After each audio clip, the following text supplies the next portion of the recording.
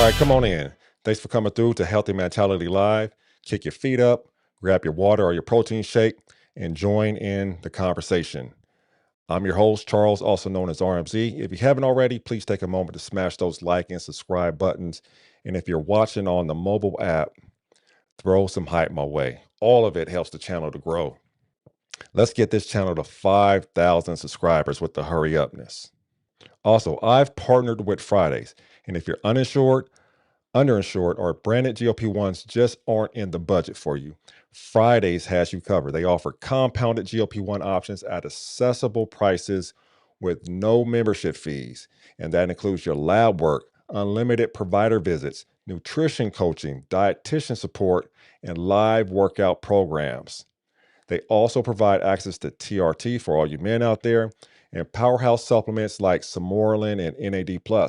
They even have a meal delivery service for an additional charge. You can use the link in the description of this video and the code RMZ to get a $150 discount on your first order.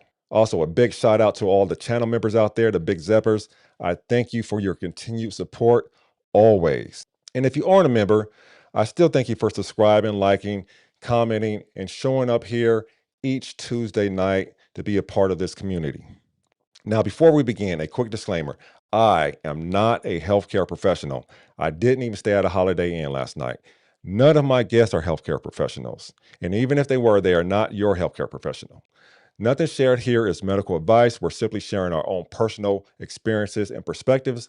Please consult your healthcare team before making any changes to your treatment or your routine. Now, at the end of the show, we'll have a live Q&A. And if you have a question, drop it in the comments at any point and start it with 3Q so I can filter and easily find it. And if you're a man looking to come on and tell your story, email me at roundmoundzep@gmail.com. You can see it on the screen here. It's also going to be scrolling across the bottom of the screen in the ticker. With that said, please join me in welcoming tonight's guest. Hey, how are My, you? my guy Barry, welcome, welcome, welcome. Dr. Yeah, B, yes. aka Barry. I You want to call thank me, you. call me Barrington or call me B. Yeah. I don't like Barry too much, but that's okay. I'll let you do it. Okay. Um, I want to point out that he is a doctor. He's not a medical doctor, though. He has his PhD. We'll talk about a little bit about that Yeah, a little later on. Before we actually get started, I want to acknowledge a few things. It is Pride Month, so happy Pride Month to everyone out there, and it is also Men's Health Month. And that's something that I really think is important. It's something that this channel has been built around, talking about men's health. So I want to throw a few numbers out there because it's Men's Health Month. The lifespan of a man is 5 years less than a woman on average. That's an important number because we're not taking care of our health in part. Um, 40% of men only visit a doctor when they have a serious health issue, and 21% avoid doctor visits out of fear of a diagnosis. That's something we mm, have to get over. We have to get to the doctor, get ahead of these health issues so they don't come and bite us later on. And men are 4 times more likely to die by suicide. And that's because a lot of us don't seek help. We don't seek help. We don't talk to each other about the challenges that we're facing, and that's something we have to get over. I was talking to Barrington before the show started about the need to talk to each other about these things. right. And some interesting stats that was sent to me. I want to also throw these out here, and this is related to black men and black boys. Black boys and young men ages 16 to 29 die by suicide at a higher rate than white boys and young men. Even though white men overall are still nearly twice as likely to die by suicide as black men across all age groups. The crisis peaks between the ages of 20 and 24 for young black men. Geography: more than 1 in 4 black men who died by suicide in 2024 lived in 3 states: Georgia, Texas, and Florida. But the highest death rates were concentrated in where there are smaller populations of black people: Utah, Kansas, Colorado, and Oregon. So we got to take care of our mental health. We got to take care of our physical health. So I just want to throw those things out there and acknowledge that it is Men's Health Month. So Barrington, again, thank you for joining us. You want to Thanks for introduce having me. yourself? Thanks for having me. Thank you. I know that I've been following you for a few months now. So, and I'm a huge supporter of everything that you're doing. So I'm honored that you actually invited me on. Thanks a lot. Yeah, I appreciate you reaching out to me Yeah. on Instagram. I don't remember what actually started the conversation, but we had a few back and forths, Yeah. and I asked you to come on and tell your story because I thought it was interesting from the stuff that you were telling me. Um, Yeah, so one of the things you told me is that you grew up a chubby kid, I did. and how did that shape your relationship with your body early on? Wow. I mean, so you're taking me way back. So I'll tell you a story I can remember when I sort of came to the realization that I was chubby and that I would have to deal with sort of that identity at some point, or it was my identity. We were in Sears. Remember Sears? Yeah, yeah, My mother's shopping for, jeans or something like that. And I just remember her saying we have to go to the Husky rack or the Husky side. yeah. That's And a I term you don't mean, hear too often anymore. Husky. yeah, I just thought it was a name. I didn't realize there were these numbers attached to it, waist size and everything. But once I realized she would take them to the Husky side, I would try them on. The pants would never fit. They always would be a little large, and she would hem them up, or she would have to take in the waist a little bit. But the point is, I could never fit something off the rack. I would have to get something that was, slightly oversized and then sort of refitted.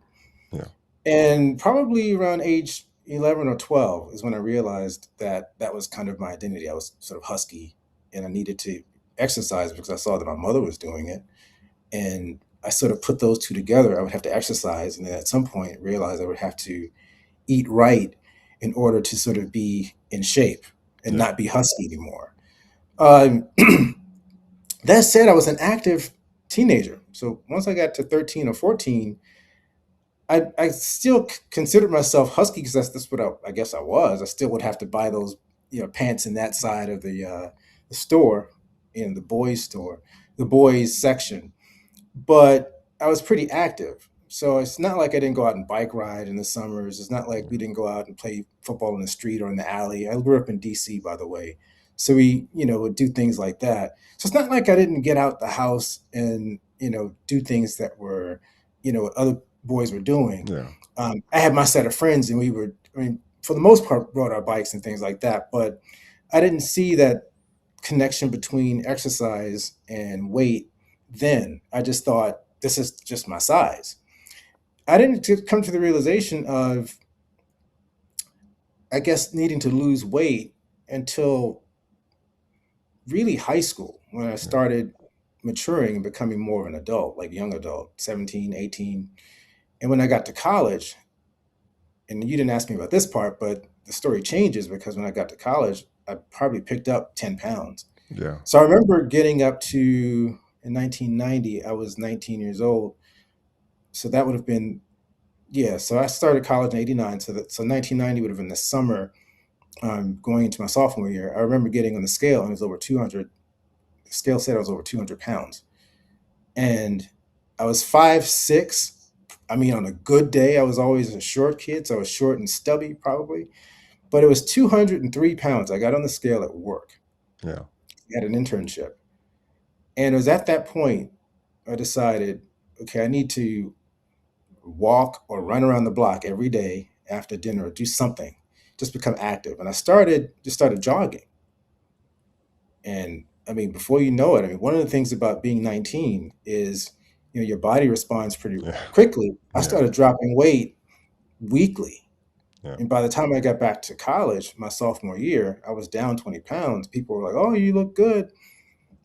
I kept working out. My best friend at college at the time, he was about 5'7", 5'8", former athlete, and I would work out with him. And one of the things that I learned from him, and I'm glad, I mean, thank God for him because, I mean, a lot of people who are overweight go into the gym and they feel shame about using the equipment because they don't know how to use it. Yeah. But he immediately told me how to he showed me how to use the equipment. We worked out together. It's never that he was coaching me, but we worked out together. And he saw potential that I could work out with him and spot him. And I'm telling you, I went from 203 pounds probably in the midsummer of 1990. And I remember getting on the scale one fall evening after running. I would go running to the point where I would, sweat and be drenched. Yeah. I was 139 pounds. Wow. So I dropped roughly 60 pounds, 60 something pounds. Wow. So now you drop all this weight, people see it. And of course, the challenge is, can you keep it off? Yeah. Um, I didn't think too much of it. I just thought if I continued to exercise, I'd be fine. At age 19, 20 years old, you don't really have a concept of diet per se. Like you just don't. You eat Yeah. what's in front of you, and you eat what's good. And when someone says don't overeat, maybe you don't do that, but you're not really thinking about the nutrition part as much. Yeah. But when I went home, I think I shocked my parents. I remember my mother not recognizing me when I think she saw me. She saw me from behind first because I was talking to my brother or something like that. My father saw me as well. They didn't know that I had dropped all this weight. So my identity changed. I went from the husky kid to this this person who now exercise all the time. I've made Yeah. exercise part of my normal routine. So I would come home, I would exercise, go running around the city in DC in the winter, put on my gear, just run. And when you are obsessed with trying to lose weight or trying to maintain your weight, cold weather is not going to be an obstacle. Yeah. Yeah. So I was running and running and running. And truth be told, I was able to maintain my weight quite successfully up until graduation. I graduated from college in '92. I was very successful keeping up the regimen, the working out. But again, you notice I haven't said much about my diet and nutrition. I wasn't, from my recollection, I wasn't too aware of what that meant for me at that time. Yeah. I knew that I couldn't overeat, so I would not eat as much, and and I had days where I would probably eat more than I would exercise more. So I had this calculus in my head that if you exercise as much as you eat, you'll maintain. If you exercise more than what you eat, you'll lose. That was the calculus in my head. And I Yeah. kept that for the longest time. Now going back, you mentioned you saw your mother working out, so you kind of emulated that as a kid. Hmm. So going back to your early household, was health something that was talked about in your house?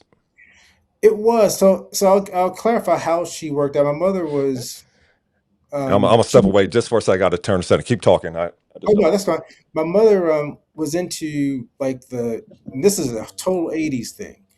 You buy the health tapes or the albums with like a instructor. She would she would play those and would work out to those. So if you remember Jane Fonda doing that, she didn't do the Jane Fonda yeah album, but for those of you out there, I mean, I'm 55, I'm of a certain age, so we had albums, we had vinyl, and she would play those and would, I guess you would have to study the exercises beforehand because the music would come on and then the instructor would start telling you what to do. So she would do that, and she would invite her friends, or maybe my sister actually, who was living with us at the time, my older sister, would invite a couple of people over. They would have their little exercise hour in the living room, and these are all women, and I would go down, act like I'm doing it.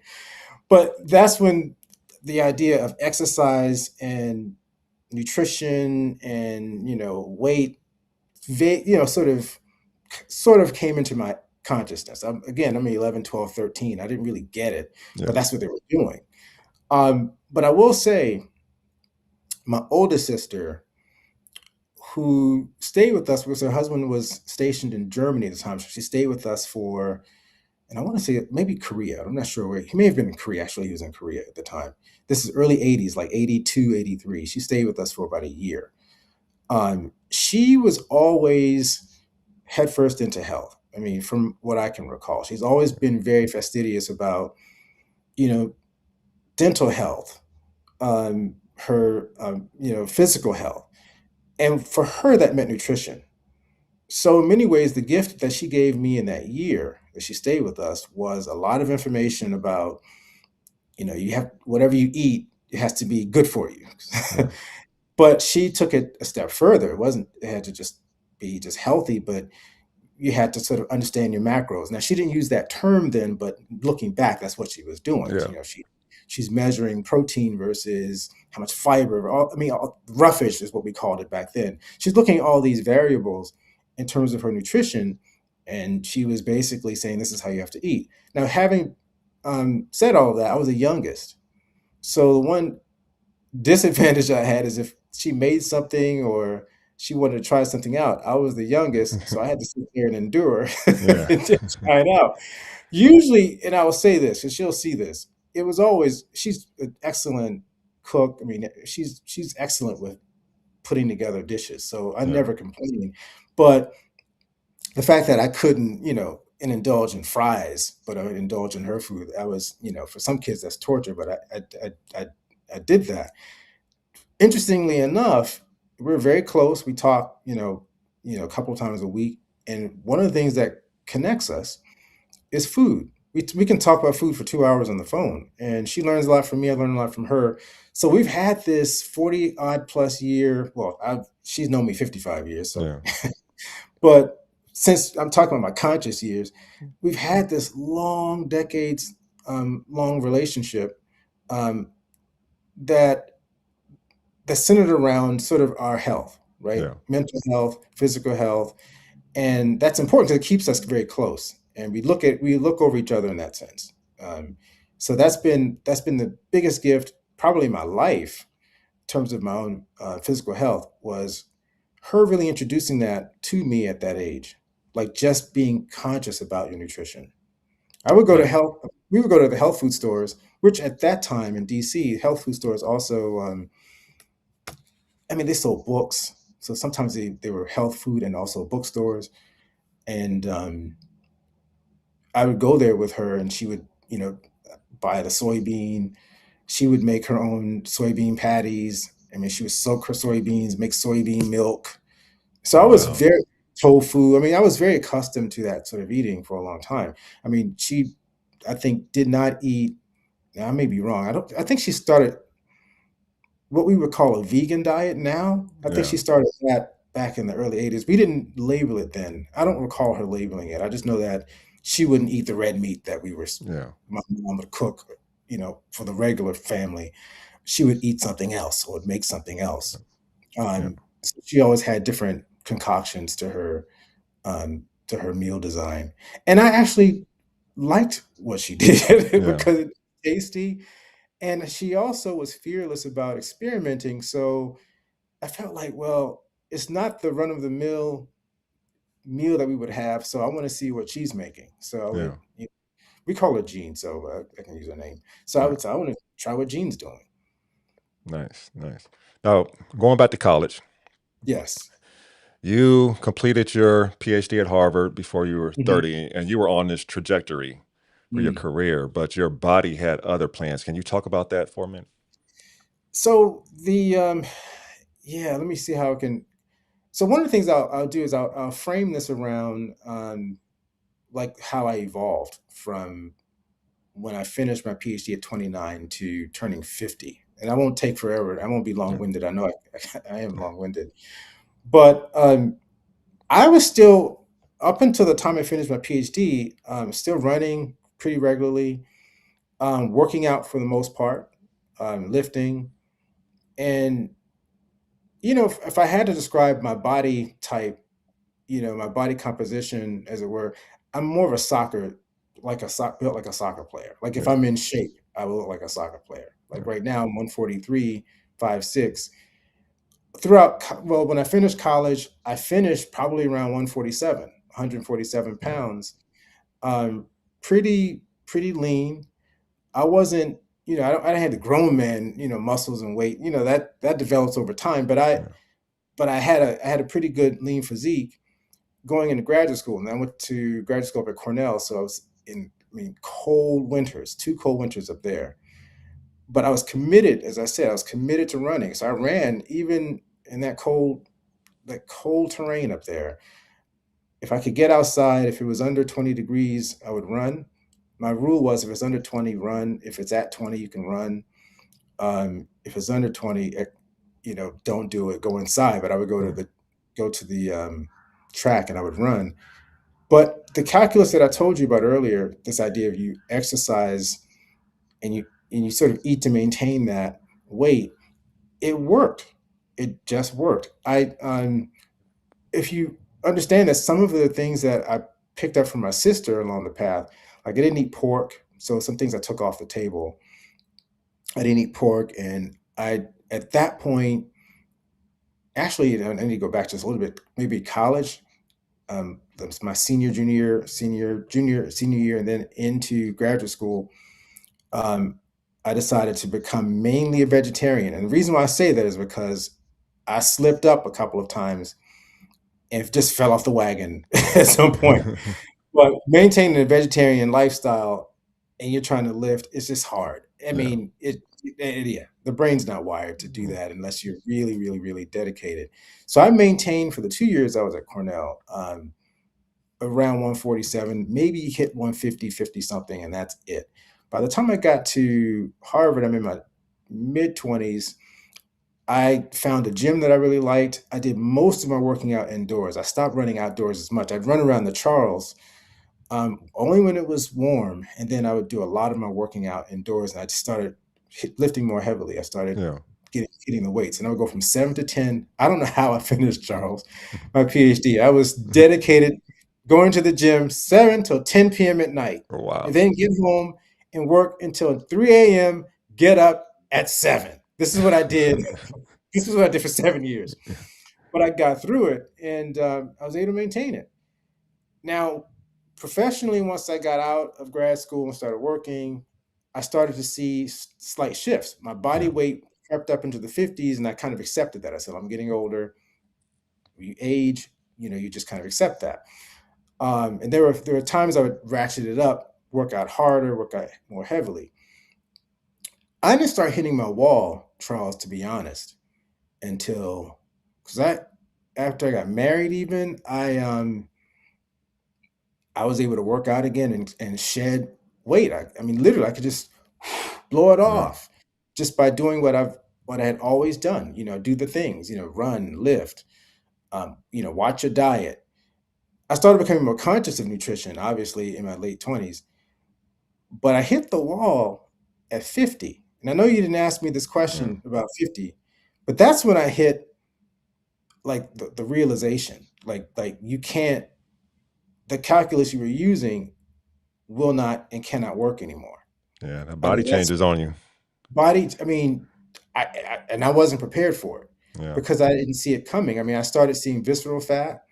In fact, they would have mirrors all in the gym, and I go to the gym, and you see, you just see, adipose tissue in Yeah. areas that where you could normally. I would always lose my weight in my waist area fat first when I Yeah. was coming up. Believe it or not, strange. I mean, for a lot of guys, that's hard. For me, I could shed that off. Um, I've always for the past 20 years kept really really good records of my blood work, but I didn't really start paying attention to the major changes till the numbers started looking different. Like Yeah. you would get the blood work, the numbers look the same for the most part, until I started seeing, for example, like the A1C reading would tick up a tenth when they started putting those on the actual Yeah. when they started measuring it and putting it on my chart. And then my weight crept up into the 170s. And I thought, well, I can cut 10 pounds. And sometimes I would do it. But it was just this weird imbalance. I couldn't, my waist circumference was definitely not what it was. I accepted that as a factor, just an aging thing. Yeah. And then I started stubborn A1C, stubborn weight. Um, And how was your body responding? Were you able to work out, or was it stopping you from working out? I could work out, but it was like carrying 15 pounds a load around. Then I started getting injuries. Yeah. The injuries weren't fun. I mean, I started because the way my brain works is if I'm out there running and you feel some pain, deal with it when you're done with this Yeah. exercise, right? Go stretch or do whatever. So I remember running a lot of hills. Atlanta has a lot of hills here, so I'm running the hills, and I just started realizing that it just felt like some muscle had been pulled, but it was numb enough where it wasn't preventing me from running, but I couldn't run as fast, so Yeah. I would lay off. Turns out it's my psoas muscle, and that takes a long time to heal, Yeah. and you have to sometimes stop. And I went to he's like a he's a doctor, but he deals more with dealing with those sorts of muscles, as it were. I mean, Yeah. he integrates stretching. I forget technically what he is, but uh, deals with stretching. So he emphasized that a lot, and it still really wouldn't go away. I mean, it was just kind of there and lingering, and it slowed me down. And then I picked up more weight. So I had this plan. It was about 3 years ago. Um, I said, look, I'm going to have to take over this whole health thing. And I created a 90-day, before going to the doctor, a 90-day plan to see these massive changes. I said, I'm going to lose 20 pounds. I'm going to get my A1C, which was still within the normal range, by the way, but I didn't want it creeping up, is what I'm getting Yeah. at. If Yeah. it goes up to 5.6, you're like, how do we get it back down? Because you don't want it, you don't want to keep seeing this go Yeah. up and up. So I came up with this 90-day plan. I mean, I'm not, I put it on my little iPad. And every day I'm checking off with I took apple cider vinegar. I would walk 30 minutes. I did all those things. Get to the doctor, get on the scale, because I didn't even own a scale. I said, "Why do I need a scale? I mean, I just need to do what I need to do, and I'm happy with whatever number comes up because I know it's going to be okay." I got on the scale. I weighed more than I did the year prior, Yeah. and and then when I got the blood work back, A1C was, I think, 5.6, something like that, which is again normal, but it's not. It was creeping up from where it was, let's say, 5 or 6 years. And I asked the doctor, I said, "Look, I don't want to be a statistic down the road." And he was like, "Oh, don't worry so much about the A1C. That's fine." And he's, suggested that maybe what's happening is that I'm aging. That essentially I'm just getting older. You kind of have to accept that. But he didn't just end it there, though. Interestingly enough, he said, you know, you might be having some cardiometabolic changes that are happening, more like a disease, as it were. I mean, Uh, it's not fatal, but it's what a lot of us go through. It's chronic. yeah. So And what's going through your mind as you're hearing that? well, to be honest, I'm listening and I'm taking notes because I would always take notes. I'm listening and I'm thinking, okay, well, I'll just, and again, you know where I'm going to go with this. I'm Yeah. saying, well, instead of running 5 miles, I'll add another half mile on. I'm Yeah. always thinking I can outrun or out exercise any Yeah. issue. This is my brain. So he suggested in the moment, he's like, look, this is 2024. He said, why don't you consider a GLP-1? Now, mind you, I didn't know what GLP-1 even stood for at the time, but I knew what he was talking about because he said, well, um, he may have said Wegovy at the time. He may have said that. Yeah. And I'm thinking the commercials, the song is in my head. And I said, hell no, I'm not. I said, Doc, you talked to the wrong person. I don't need to do that. I said, I just need to be more disciplined. Because I was a bit of a snacker. I didn't mention that part. I was a bit of a snacker. And I said, no, I don't need to do that. But I'm sort of going backward here because I see the doctor again a year later, around the same time. And that's when I discovered that the weight was up. A1C was up a tenth. And I had done the things. Like I was doing what I was supposed to, what I thought I was supposed to be doing. And that's when he really made the case. He's like, you're going through what a lot of people go through, metabolic resistance, right? So And at what point did you get the diagnosis of malignant hypertension? Is that now that now we're going back. That's always been with me. In fact, yeah. I'll tell you what's missing in the story is um, I was told that my blood pressure was way too high. I mean, I had a nurse scream at me once. I mean, talk about this is why I was intimidated by Yeah. doctors, at least for a period until I stopped being scared of Yeah. going to the doctor. She just thought it was just way too high for a 20-something-year-old to have blood pressure. I don't even remember what the reading was because I didn't know like what high blood pressure looked like for me at 20. I knew my mom had it and suffered with it. And this is My mom, genetic. yeah, my mom would get. I mean, I grew up witnessing this. I mean, she would have to go to the hospital to bring it down. She had a nosebleed a few times in front of me. My father would have to take her to the hospital to get that blood pressure down. Malignant hypertension is basically it's just a form of hypertension that actually is associated with damage to organs. So Yeah. it can damage your brain, your kidneys, Now, your heart, and the, your eyes. the number you gave me was 250 over 150. I had to read that a couple times. It's like, Yeah, that what? was that was in 2002. I'm a professor at this point. 2002, I'll never forget. I go to the doctor for a routine blood draw, and I was at this point. I'm 31. I'm used to them saying your blood pressure is a little high, but I wasn't taking the medicine because I felt like I didn't need to take medicine. I just needed to exercise, maybe change my diet a little bit. And she said to me, she says, right now, with your blood pressure being this high, I'm really supposed to call the doctor and get you out of here to a hospital. I was like, I mean, I'm scared. Like she Yeah. scared me straight there. Um, she says, but what I'm going to guarantee, what you have to guarantee me is I'm going to get you a medicine today, and you got to start taking it today, and you got to call me tomorrow, call me every day that it's going down. Like you have to do that. So, um, at this point, there's no turning back because I mean that's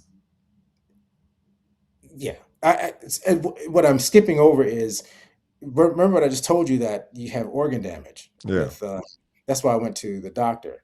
My eyesight, I had some issue with like something in my eye, or it just was weird. Like it was like something in there, and in the back of my mind, I'm thinking, I don't know what's causing this, but it's. Let me go to the doctor. Um, it probably more than likely was definitely related to malignant hypertension. Um, I would also have headaches sometimes frequently. When I wasn't on medicine, I would have these headaches, and I would take Excedrin because it was the only medicine that seemed to really knock it out. But I would have to constantly have it on me because I would get these headaches, and I could feel the headaches like literally pulsating sometimes in the back of my neck. I mean, I Yeah. was so the way I like to describe malignant hypertension is it's perhaps episodic, meaning it's there are moments when it flares up, and it's really a driving force behind a lot of medical emergencies. Some people get like my mother, like when she had to go to the hospital. Most people don't have to go to the hospital for hypertension, but if you have the malignant form, or if you are prone to that and you have to go to the hospital for them to lower it, that means you have to be on a regimen. So I started taking a beta blocker then. A beta blocker is what they started me on, Nadolol, I think it was like 100 milligrams. And it actually worked really well. It brought it way down. I started getting low readings. And and since 2002, and it's now 2026, I have not skipped a day. I have not skipped a day. Mm. I've not skipped a day. It's worked. It literally has saved my life being on high blood pressure medicine. And Yeah. I preach the gospel to people who say, "Oh, I want to, I don't want to take the medicine and whatever." It can cause, and there's stories I could tell you, it causes a lot of damage if you're not um, taking care of it. I mean, Now, is this around the time where you stepped away from your traditional academic career because you were worried about the stress that it would bring to you and the yeah, impact it yeah, would have on your hair, on your health overall? Was that around the yeah. same time? Yep, yep. Yeah. In fact, it's something I never really share or talk to with a lot of my friends. I mean, I kind of abruptly left. I was on tenure track, and I was having these health these health issues that you can't see outwardly. Like you would see me, I look fit enough. They would see me running. I mean, I had all my teeth. Yeah. To quote a line from Friday. I mean, so people didn't. It's not something you could see, but I knew that if I didn't slow down, is what I'm getting at. If I didn't Yeah. slow down and figure out a way to manage what was happening with me with regard to my blood pressure, that I would stroke out. I was Yeah. convinced that I would Yeah. stroke out before 40. I was convinced because I had, as I said, there were other manifestations of hypertension that I didn't talk about that Yeah. the doctor saw, and one of them is a kidney creatinine level. Um, I had a very elevated creatinine level in 2002, which came down immediately after I got on the medicine, which is not common from what I understand. If it's at Yeah. 2.2, it's not going to just drop. I think maybe that elevation could have been it could have been a blip in terms of the that particular blood draw, but it was a great warning for me because essentially what the doctor said is it's not supposed to be more than 1.2 or something like that. It was registering 2.2. It's like you're going to lose your kidneys if you don't Yeah. get on this medicine. So it kept me. I would say this: it put me in check. It put me in check, and this is why I haven't missed a day in 20 odd years. Because good thing is I was able to stabilize my kidney function, and then I learned later that my kidneys actually are fine. They're actually are the test that they were using, which is the creatinine test, Yeah. the usual test, is not the most optimal test for me. I've had to have the cystatin test and other more specific tests with a nephrologist who said your kidneys are normal. That's what he said to me. Yeah. He said your kidneys are plus 90 something percent normal, not what you think they were, or what I thought they were. That's good I was like, news. yeah, that was only 3 years ago when I learned this. Yeah. Um, so Eh, so So, I yeah. in the midst of all this, there's another condition you have that's hereditary. My wife actually has this. Is elevated lipoprotein A. Yeah, yeah. When did you get that diagnosis? That was actually very recently, within the Yeah. past. Um, I learned about it in October, must have been October Yeah. of last year. Yeah. Um, And and that carries with it an increased cardiovascular risk on top yeah, of everything it else you're does. dealing with. It does. Now I'll say this about and I don't know if your audience members even know. Have you talked about LP little a at all before in here? No. Yeah, so essentially with the LP little a, lipoprotein little a, it's like they describe it as like an extra protein attached to the LDL. Mm. Um, and it's they say it's like people have described it as it's like Velcro, like going all through your bloodstream essentially.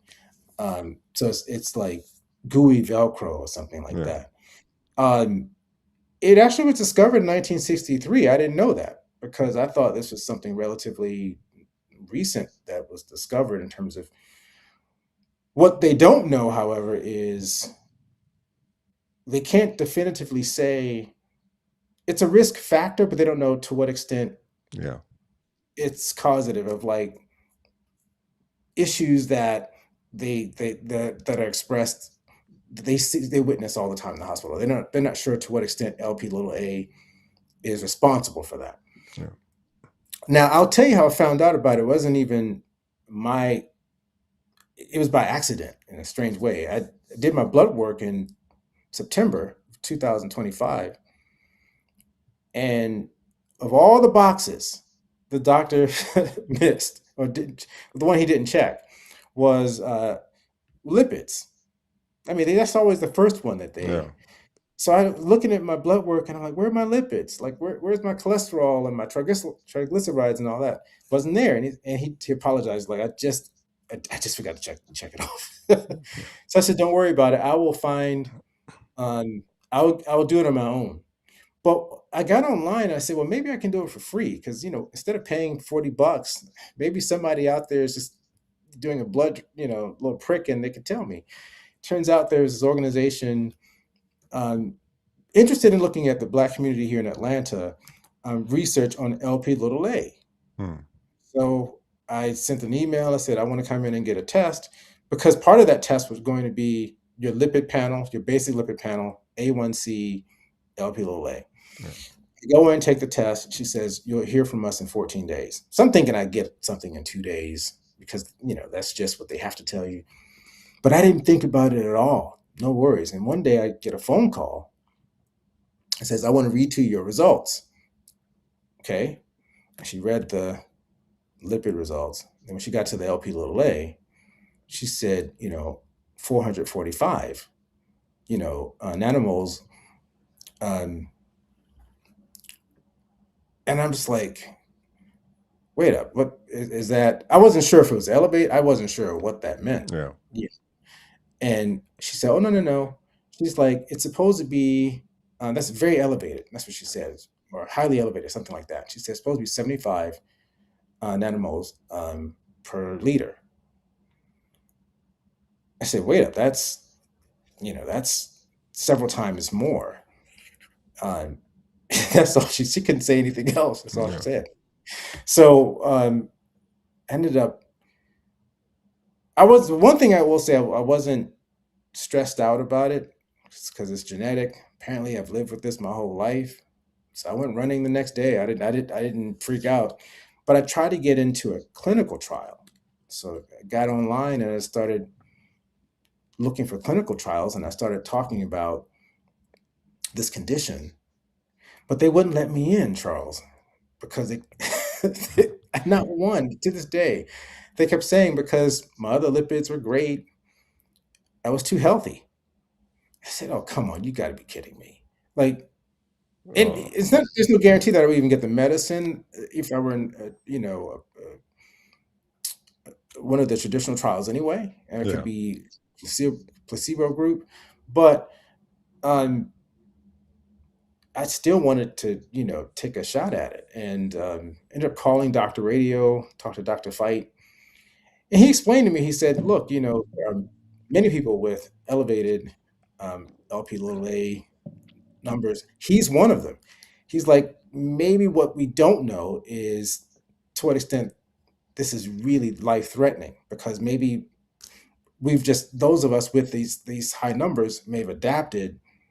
Like, I use the analogy of, like, God, I'm going to get it wrong, so I'm not going to try to mess up his metaphor here. But he basically was saying it could be just weak, like weak soldiers. Mm, That this attachment to the LDL may not be may not be as big a deal as we may theoretically see yeah. it, but it is something of concern, because until we know more, it is a risk. Yeah. So yeah, I got that. Okay. So All right. So we've kind of filled in that picture a little bit yeah, now. yeah. So moving forward, you're working out on a regular basis, Hmm. continuously. You're always on top of your health markers. You're getting your blood work done on a regular basis.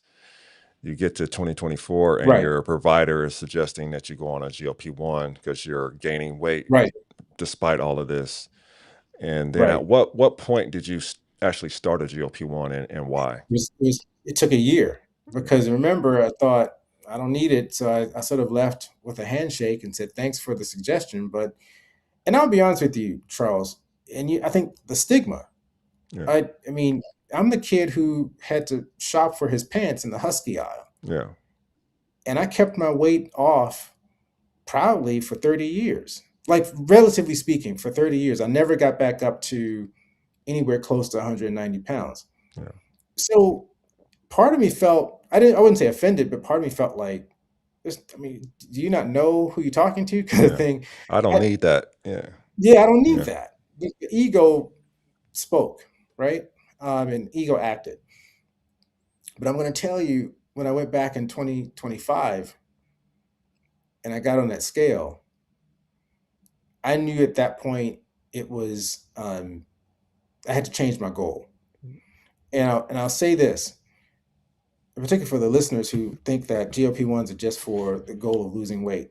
The goal had to be my metabolic health, because at this point the picture was there. Just like what you were saying, we get to this point now, you're doing all the things, but what's staring at me glaringly is I'm not in optimal health, and There's a way that you frame this that stuck out to me. yeah, When we were going back and forth, you said you don't look at it as a weight loss drug. right, You right, look at it as a disease preventing drug, or what was it? Disease modifying therapy is what you actually said. yeah, yeah, yeah. Unpack that a little And bit. yeah, so I say that because I think the weight loss drug label is marketing. Yeah. What I like to say is the result is going to be weight loss, because part of being in optimal health is being able to get to the weight, a desired, not just a desired weight, but the weight that's going to allow your body to function at an optimal level. Does that make Yeah. sense? Yeah. So everybody, a lot of times we have these numbers we throw around, but our bodies are very different, each person. And for me, 143 is optimal, but for another person, it may be one at the same height, maybe 150, right? Yeah. 155. So I'm saying that to say, when I started realizing that I had a stew of metabolic issues that I needed to sort out, and it wasn't going to just happen because I was running faster, running longer, um, dieting a little more, changing up, that I needed help. I realized that my efforts and my biology were not in sync. And what the GLP-1 medication allows you to do is to understand that you can get therapy to actually help that metabolic um, optimization process, put that in place. Yeah. And then as a result, right, you're going to have weight loss. You're going to have, and what we're finding, you know this, Charles, because you're studying this stuff a lot. We're finding out every day, if not every week, there are more benefits to the Yeah. GLP-1 medications. Yeah. So that's why I say that it can't just be weight loss. Weight loss is the result of being able to, I would say, remedy some of the areas I was having difficulty in. Yeah. So I'll tell you, I lost 30 pounds between the fall of 2025 and up to now. So I lost 30. I was able to get down to 30 pounds. I can't remember when, but probably by the end of the year. It didn't take that long, but it came right off. But getting that visceral fat down and down to zero, that's fat you don't see. And a lot of people will talk about GLP-1 medication as weight loss medicine, but the reality is you don't really, a lot of us don't see that visceral fat. But Yeah. that is that dangerous fat that covers those organs. You get rid of that, you're onto something. My body composition changed, but also my exercise performance got better, believe it or Yeah. not. You know how I was talking about running longer?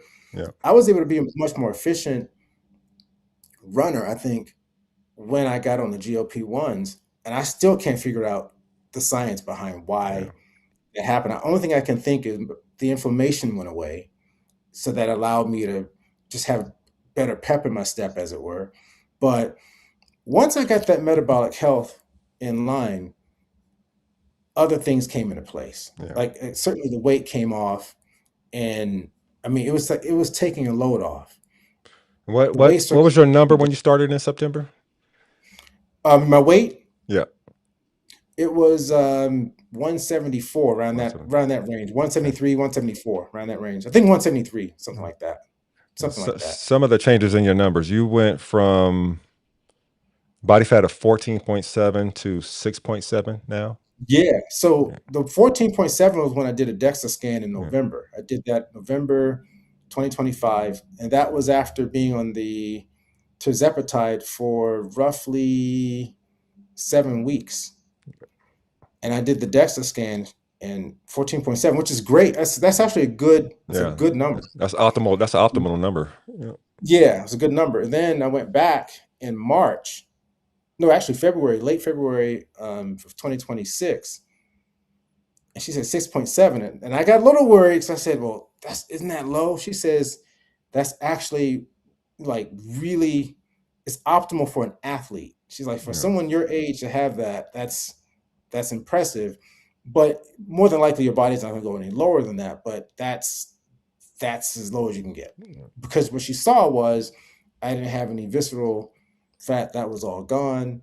And I'll tell you, I responded really, really well to tirzepatide. I'm not sure if I told the audience that's what I'm taking. I take I'm now taking 5 milligrams of tirzepatide weekly, and I started on tirzepatide. Compounded, Uh, right? yeah, compounded tirzepatide. Yep, compounded. I started on that. Started around.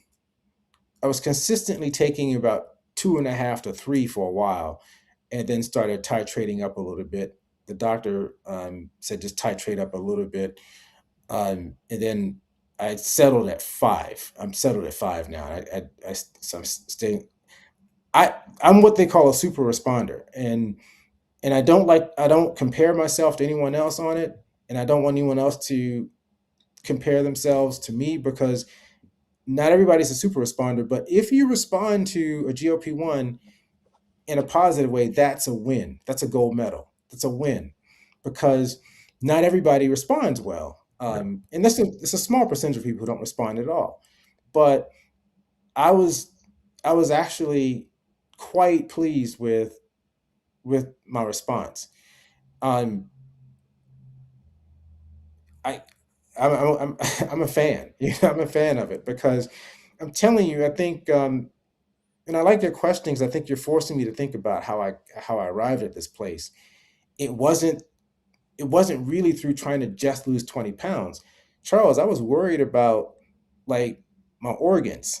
You know Yeah. what I mean? Yeah. Like worried about whether or not I would lose control over on some level over my health and end up, down the road, with diabetes, Yeah. you know, and these things tend to coexist, diabetes, high blood pressure, they tend to sort of exist. So Yeah. I was trying to stave all that off. I didn't want any of it.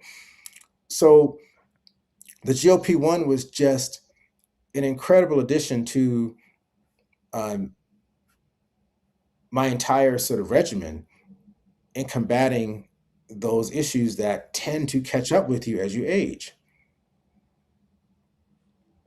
So you mentioned organs. You mentioned this earlier, but organs, your organs are impacted by your visceral fat. It's Yeah, one of the worst fats that you can have, but yours yeah, is essentially non-existent currently, according to your DEXA scan. Your yeah, blood zero. your blood Mhm, pressure is now down to 110/70. So mhm. that I speaks just did a stress volumes. test. Yeah, Yeah, and, I and would your I would suggest anybody out there. So, all right, did I cut you off, Charles? I was just Oh, gonna say your blood pressure. We were talking about earlier, 250 over 110 or over yeah, 150. Now you're down to 110 over 70, and your stress test right, is 15.4, and yeah, you run a sub 8 minute miles. So it's done wonders right, for you and your yeah. I overall mean, health. you're right, and I'll be the first to tell you,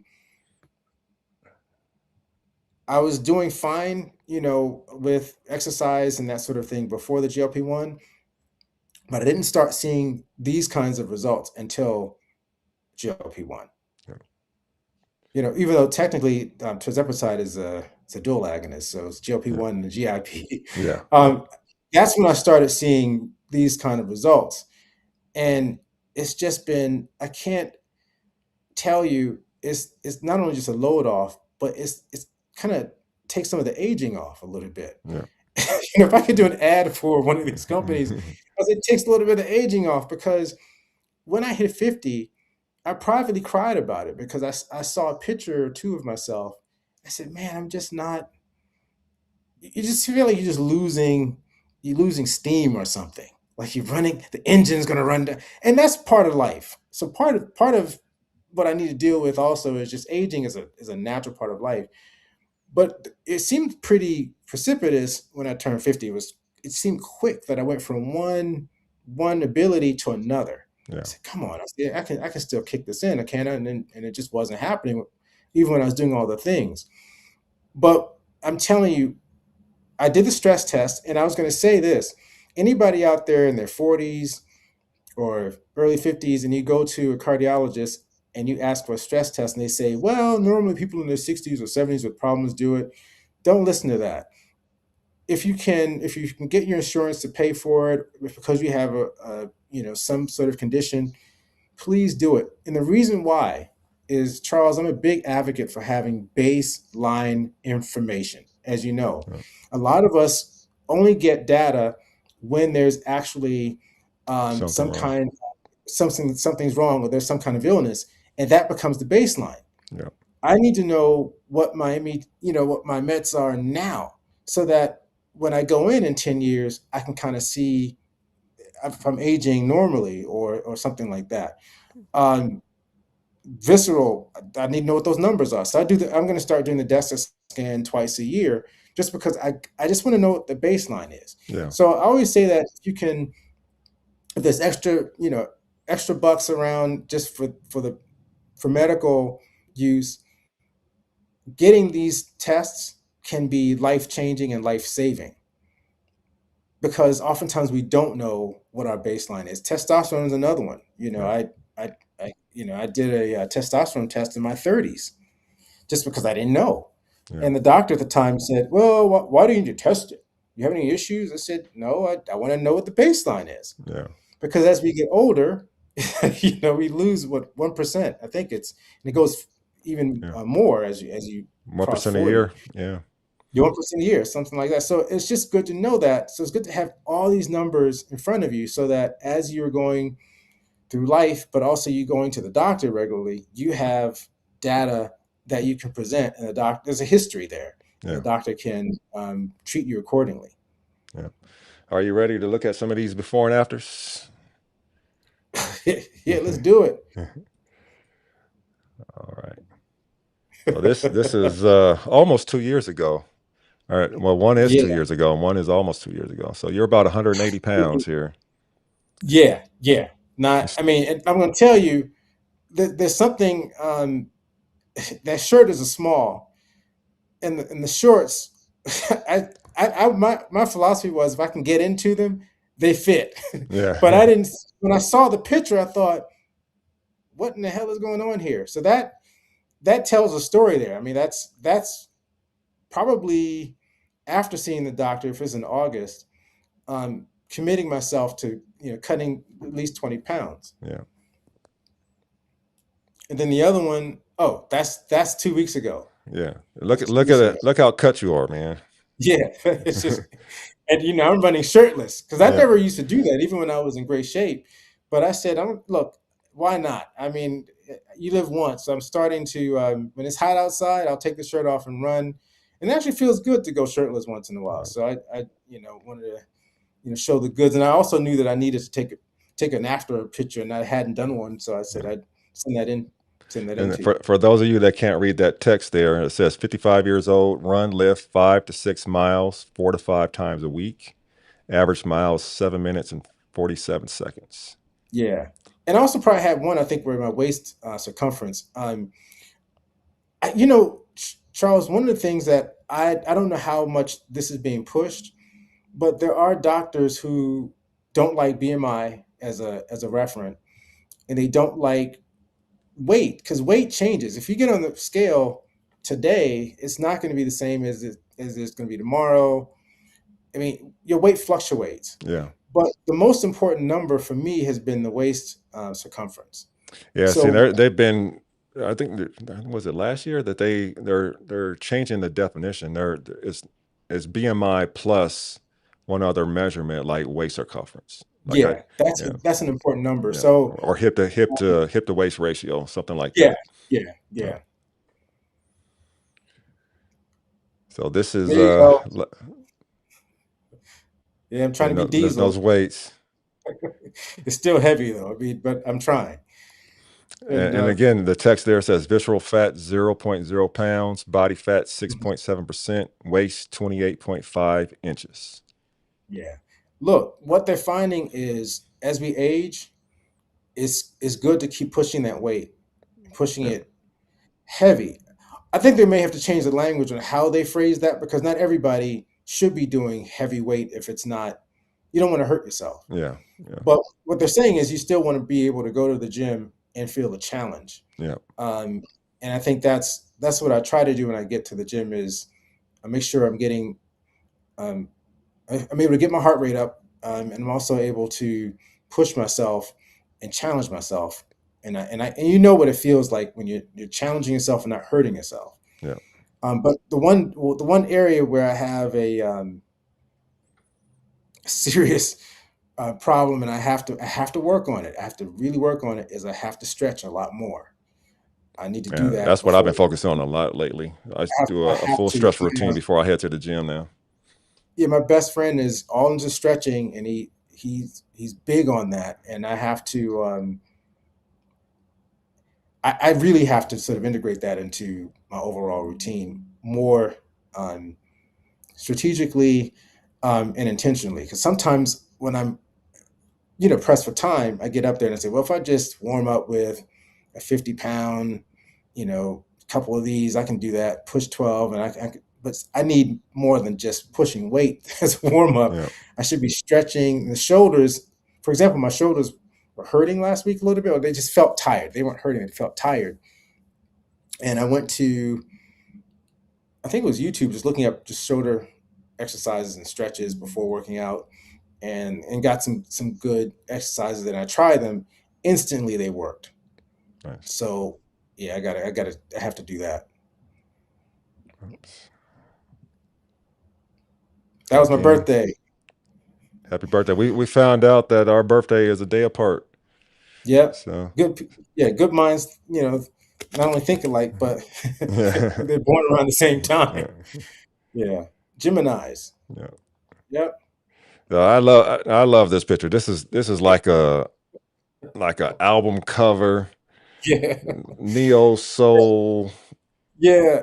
My good friend is a photographer. He's a brilliant, brilliant photographer. When he takes pictures of me, they always come out nicely. And I Yeah. and I threw this in there because I the best pictures I'm ever going to get of myself Yeah. Yeah. is when he takes them. Yeah, and he put all his design and everything. So Yeah. I need to make sure he gets credit because Yeah. he's yeah. That's a great picture. And then the last Yeah, one, it's another. yeah, he did I the guess he same. did Yeah, this one as well. yeah, he did that. Yeah, Yeah. yeah, he did that as well. Um, so I want to say this because I think I'm so proud of what you're doing that you're able to get men together and talk about health, particularly Black men talk about it. But I want to say that every time I work out, whether I'm lifting 50 pounds, 75, the dumbbells, I think I pushed 280 like in my peak. This is a few years ago. Yeah. Um, I don't take it for granted. I don't take the body for, I just don't. I've seen too much. Um, I don't take it for granted. I just want people out there to know that um, every day I get up, I'm just thankful that I can get out there and run. Some days are harder than others. Some days I don't want to be out there, but I'm inspired by the people trying. I'm Yeah. inspired by the people who've been through more than I have and are surviving and thriving. So that's what keeps me motivated to just move and I think how the GLP-1 story fits in is not to have shame and needing needing Yeah. medicine, Yeah. and also not to have an adversarial relationship with my doctor or with medicine because we have every reason to have that kind of a relationship Yeah. because of our history, Yeah. but a little knowledge goes a long way in optimizing your health. Exactly. And yeah, and so I just want people out there to know that it's really truly a gift to be able at this age to be able to look at these pictures and see the transformation, but also to just continue to do it. So I encourage anybody, regardless of the age, wherever you are, it's a win every time you do it. Yeah. Agreed. All right. You ready for some Q&A from the audience? Got Yeah, some why questions here from the people want to know. not? All right. I'm almost afraid. This is my first time doing this. It's like I have no clue what to expect. Got my guy Ari. He wants to know what cardiometabolic biomarker measures was the doctor referring to? Triglycerides, HDL, LDL, A1C, GFR, Yeah, UACR. great question. All of those, to be quite honest. In fact, I think I have my numbers up here. So let me pull some numbers up. So yeah, looking at for me in particular, they were looking at they looked at my cholesterol, but they certainly wanted to know more specifically what those numbers are looking like for me because and they want to make sure they keep those low. In fact, I'm taking my statin was increased. I didn't tell you that, Charles, but because of my LP little a, they increased my amlodipine, which I had been taking 10 milligrams for 20 something years, and now I'm Mm-hmm. taking 20 because they want to make sure they keep the LDL extremely low. And I'll tell you, my LDL, the last reading was 76, which is within the normal range. That's fine. But if you have LP little a elevation, they want to make sure that you eliminate as much of that as possible because again, the protein on there, that LP little a on your LDL is what is the that's the cardio vascular risk that we're Yeah. talking about. So they want to bring that down. Interestingly enough, though, my cholesterol was 130, which is a really good number, and then went up to 159. I hate noise like that because the doctor always has to calm me down and say it's not a big deal. Yeah. It's really not a big jump. 159 is great. My tries were 86 the last time, HDL 67. So yeah, those were the numbers they wanted to look at. Now I'll also bring up my because since you asked about GFR, my creatinine levels have been relatively stable for 20 years. So they stay within range of like 1 point. There's been as low as 1.25 to 1.5, and that's it. They don't really creep up. It stays in that range. And I learned it depends on your hydration when you're taking the blood draw. Sometimes it depends on that. And I found if I work out the day before or the day of or anything like that, the numbers are a little elevated. I didn't know that. So my creatinine levels are around 1.4 consistently, and my GFR is always a little low. So it's like 57, 56 in that area. But the test, if you're having any issues with your creatinine levels, please ask your doctor to not just do the creatinine test and then say that you have stage 3 CKD, chronic kidney disease. Please make sure they don't do that to you. Make sure they do the cystatin C test. Because when I did the cystatin C test, my GFR was like 90. In fact, it was normal. My cystatin C test is very, very normal. In fact, instead of looking at, because I think the creatinine test is just looking at waste from the muscles they're measuring. Yeah. And a lot of guys who are muscular or work out will have elevated creatinine numbers. But if you use the cystatin C test, and that's spelled Cystatin, cystatin C, or cystatin, actually I'm mispronouncing it, cystatin. Um, if you use that test, it uses a protein. It measures a protein um, and much more specific test um, regarding your kidney health. So I prefer that one. So I do that when I see the nephrologist once a year, and it's been normal. In fact, he said I'm really not. My CKD is not 3, and it's probably not 2, but he kept it at 2 just because. He's like, you got to come see me. He said when they did the ultrasound on my kidneys, they saw a slight damage, and that probably is because back in the '90s, I used to take. Well,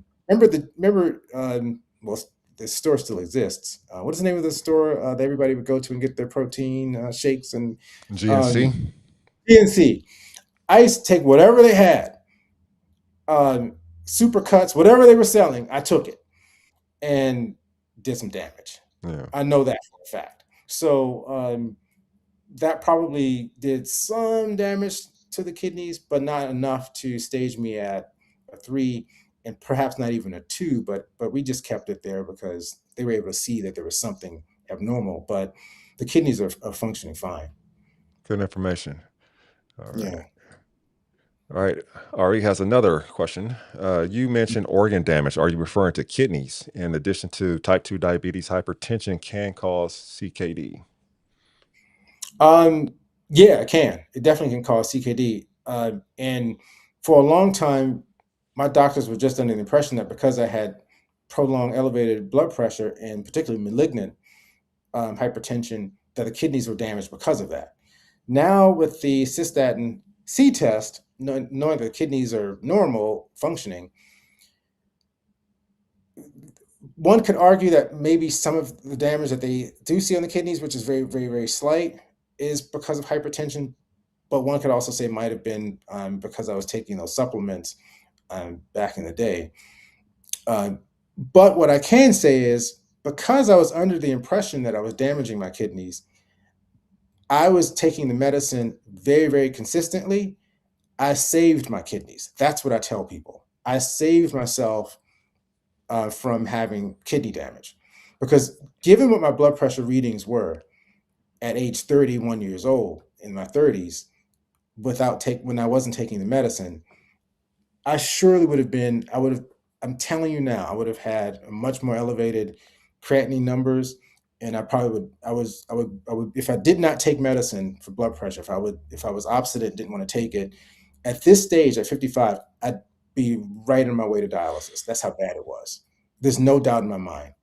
So, just having the the impression that the hypertension was causing CKD helped me out, because I was more scared of hypertension and trying to keep that down than I was anything else, because I knew that if the blood pressure was normal, my organs would be safe. But if it was abnormal for me, my organs would be in jeopardy. So that's how I thought about it. My kidneys were going to be in jeopardy. Thank you.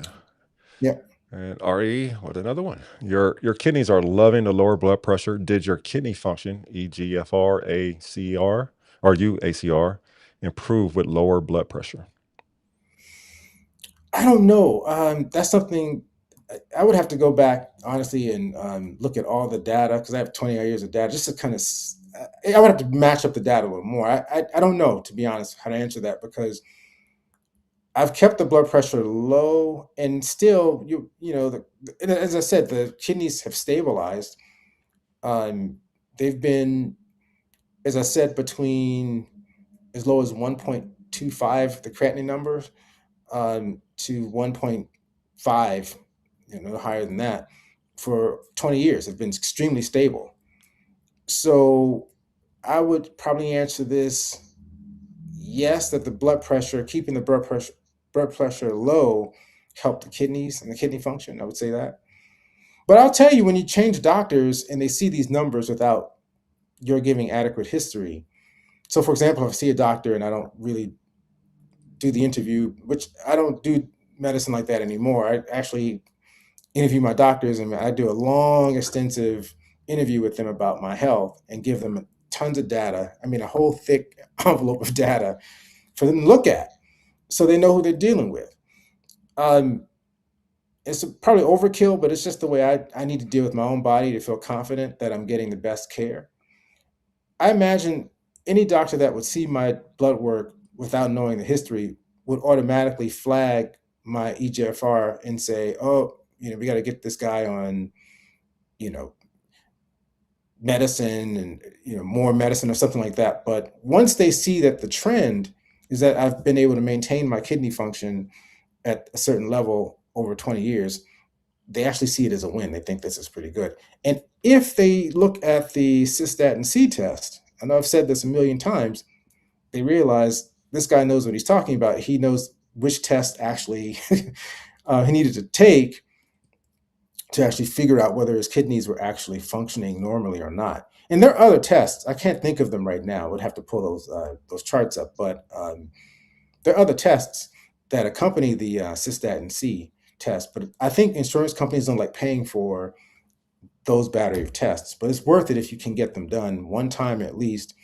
every couple of years or so if you have any kidney issues, because you just need to know exactly what's happening with your kidneys and no surprises. And ultrasound is, I think, important as well. I'm not your doctor, but I'm just telling you what I did, because I wanted to know more, and I just didn't want to be afraid of my blood pressure but not understand the damage it may have caused, or to see where my kidneys actually were in terms of their health.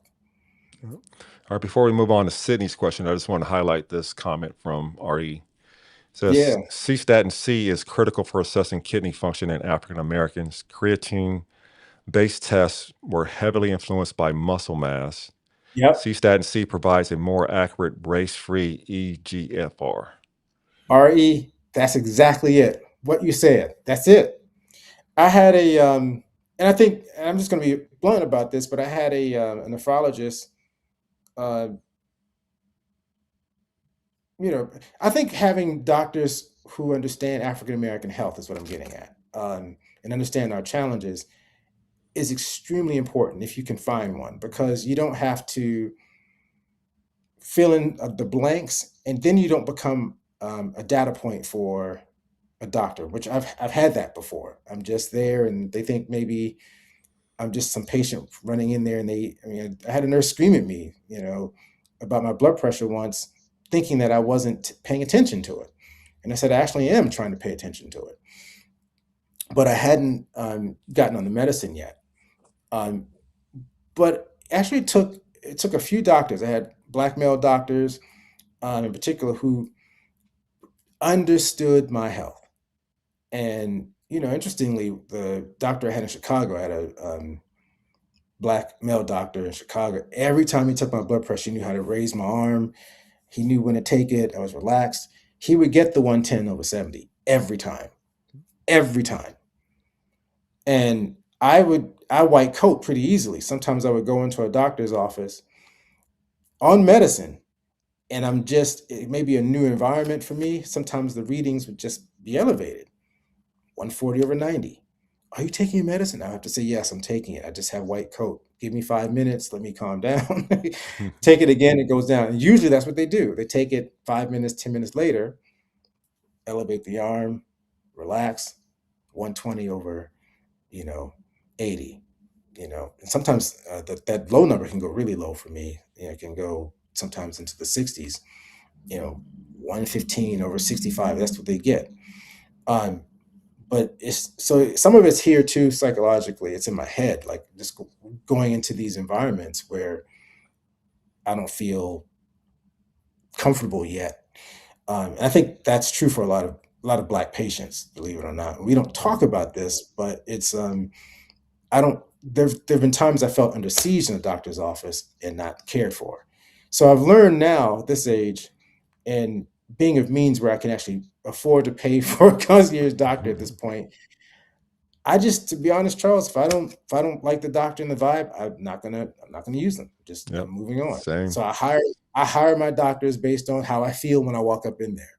Yep. Um, and I study their expertise and all that, and where they've trained. Yeah, I get all that. But if I walk in there and I feel like the bedside manner is off, I'm not staying. I'm going to change. Yep. And it may cost you a little more, but out of pocket. But I always say I'd rather spend a lot more money on my health and wellness than on anything else. So right now I'm actually using a doctor who used to work in a larger practice, and he now has kind of downsized a little bit. So he charges monthly. It's not a huge fee, but it's a fee. But I like the fact that he has a small number of patients, and when I go to his office, we can talk for an hour All right. about about whatever I need to talk about. All right. Makes a big difference. All right. Next question. Sydney wants to know how tall Dr. B is. 5'6", yeah, 5'6". Not that tall. All right. Next question is from Mel. Great job, gentlemen. Barrington, are you of Caribbean descent? I know the answer to that. Absolutely. How Yeah. has your journey been received by your family and friends? Jamaican descent. So yeah, you hear Barrington, that's straight up Jamaican, yeah, Jamaican descent. And anybody out there who's Jamaican, Caribbean, I think, and don't quote me on this. I don't know if I'm not sure what the data might be on this, but anecdotally, it's pretty common in Jamaican households, to have parents or older people with hypertension. Like in Jamaica they call it pressure. Your pressure. What's your pressure?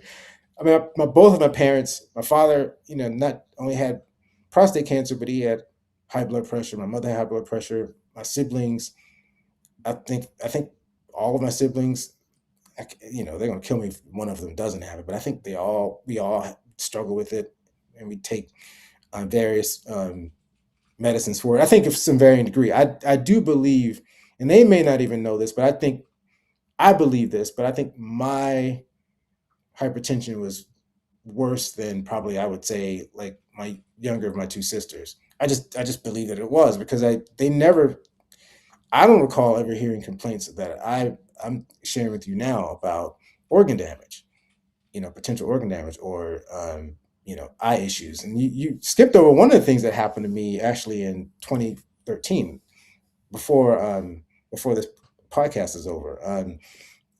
Scariest thing that ever happened to me, Charles, was in 2013 in my left eye.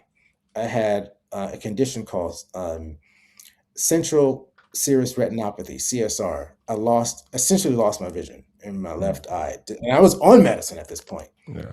I started seeing green one day, and I didn't. And one thing I don't do is I don't freak out when things happen. I always feel like somebody out there knows how to treat this. I can get help. And then all of a sudden, I started getting a red dot, not red, but a black dot in front of my in my field of vision. And meanwhile, this is August. I had to start teaching because I'm a school teacher. I had to start preparing and I had to get to work. So the day faculty were to show up, um, I couldn't see out of my left eye. My left eye was gone. Like, literally, I always tell people it blew up. And what CSR is essentially is fluid building up under the retina, and it detaches the retina. So that's all it is. It's fluid that's just leaking under that retina, and then it detaches it. Mm. So that's what you're getting. Now, usually it self-resolves. It can resolve in 24 hours, 24 months, 2 years. It usually self-resolves. But mine was, I just got scared because what I Yeah. was reading about it, and I don't suggest anybody go to Google to find when you have a condition, because you're going to find whatever you're looking for. If it kills you, you're going to find that. If it saves you, you're going to find that. I read everything, and it never made me feel. So obviously I went to the doctor. He first said it self resolves. It's CSR. It could be caused by blood pressure. I did see that in almost all of the literature that I read on it, that pilots get it and people in stressful professions get it, like Yeah. pilots, people, doctors, people who are in stressful positions where they have to use their eyes, but they're under stress. Um, but then, of course, hypertension was listed as one of the causes, but they don't know. They don't know precisely. He couldn't tell me why I got it. But if I'm being honest, it had to have been related to, again, the years of perhaps maybe episodic malignant hypertension episodes, or that I would probably get, because I remember in 2002 that there was something wrong with my eye, and like a little dot or something, and it went away eventually. I think 2013 is when it came back. I think Mm. there's something that was stressed out then that never got resolved. So long story short, I got surgery on the eye. I got laser surgery. I've only told a few people that I did it. It's not something I would hide. It's just Yeah. I went in one night after work, 7 o'clock. The doctor said I'll work late, and he did laser surgery on my eye. Thank God I had great insurance. And he did a laser surgery in the eye, and it cleared up. It took about 6 months to clear up. But I'll tell you, my vision went from, I mean, you could see wavy lines. I had to teach. I mean, I had to really suck it up and just act like things were normal. I had to drive with that eye. It was Yeah. my left eye. And it cleared up pretty nicely over 2 or 3 years. It didn't just go away. I would say that now my vision in this eye is about 98% back to what it was before it happened. But it took a long time for it to get back there. And I think, again, this is why I'm telling folks with high blood pressure, I mean, it's no joke. It will tear those organs up. Yeah. And I just didn't share this with my family. Well, they knew about the eye issue, but I didn't always press that I think my hypertension was worse than theirs, because it's just not something I would say. But I think I got the worst of it, and I think there's something to the research they're doing on epigenetics now, and how, in some ways our parents do pass down certain kind of traits, as it were, maybe behaviors, and it's not that it changes our DNA, but they know that there's something to um, the passing down of um, traits through behaviors, as it were. It's hard to explain. It's like I'm really not adept at explaining that as clearly as I should, but I think that's what happened to me. I'm the youngest. I think I got that one pretty bad, and I had to, thankfully, at a young age, I had to combat it. And I'm telling you, the GLP-1 has been another adjunctive tool um, to really save not only my organs, but it really saved my life down the road, because it's operating as really a stopgap for me. Like, it's making sure that I don't, go into perhaps um, the A1C goes up and creeps into diabetes. It's doing those things. It's Yeah. helping me. It's actually helping, me do the things. well. Like those habits is helping me with those habits. It's helping me maintain those habits. Um, so I'm glad that medicine came out now, because I think the timing was perfect for me. Because now I'm at the age where it's just not enough to eat eat healthy and exercise. It's just not Yeah, enough. I'll feel Yeah, you on that. All right, yeah. one last question from the email B. She wants to know, have you had a CCTA with contrast? I haven't. I haven't. I haven't. That might be something I need to consider. I'm actually going to write that down, because that might be something I need to ask my doctor about. But I haven't done that with a contrast. For those wondering, that's a heart scan, coronary scan. Yeah. No, I haven't done that. I haven't done that. The My cardiologist probably doesn't think that I need it yet, but I'm seeing him again in December. Everything checked out fine with my cardiologist now, but um, again, I'm all about preventive medicine and preventive health, so management. So he wants to take me off of my beta blocker, which, believe it or not, was a bit of a tug of I was not war, but tug of emails. He wanted to take me off, and do you know my first reaction, Charles, when he said, "I think I can take you off the beta blocker, and you can just stay on your ARB and CCB, your so basically I'm taking olmesartan, um, which is the ARB, Yeah. and then I'm doing the amlodipine. I'm doing that one, and that just 5 milligrams of that. So he thinks that that should do the job. He's like, it seems like you don't need the beta blocker. Um, shouldn't lower your, I'm sure it shouldn't raise your blood pressure if you come off of that. It should probably maintain. I got really, I got really nervous. I said, well, how are you gonna take me off the medicine that kind of saved my eyes, saved my kidneys? And he tried to explain. He's like, that was the first line, medication 20 odd years ago. That's what they would Mm, have given you 20 odd years ago, but that's not the first line now for hypertension. First line now is like putting you on, you know, an ARB or CCB. Um, so that's where we've evolved to now. yeah. And I thought, yeah, but I just could not in my head just get around not taking something that I thought saved my life, as it were. That's how I'm Yeah. looking at it. Maybe a little dramatic, but I'm like, that was the medicine, like that beta blocker.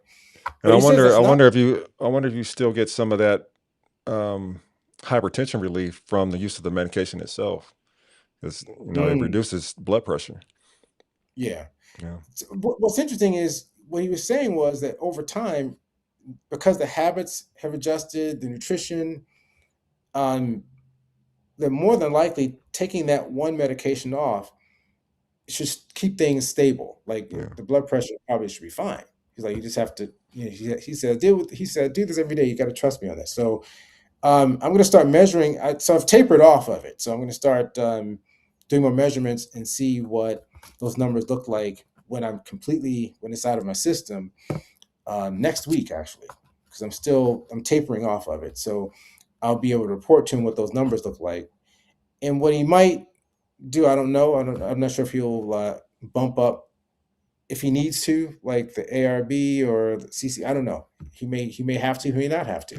Yeah. So the good news is the fact that we're even having that conversation means um, that the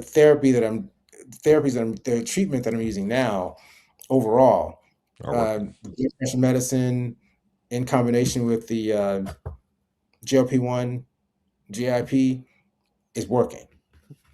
Yeah. That's good Yeah, news. yeah. Well, Barrington, I appreciate you coming on tonight and telling your story.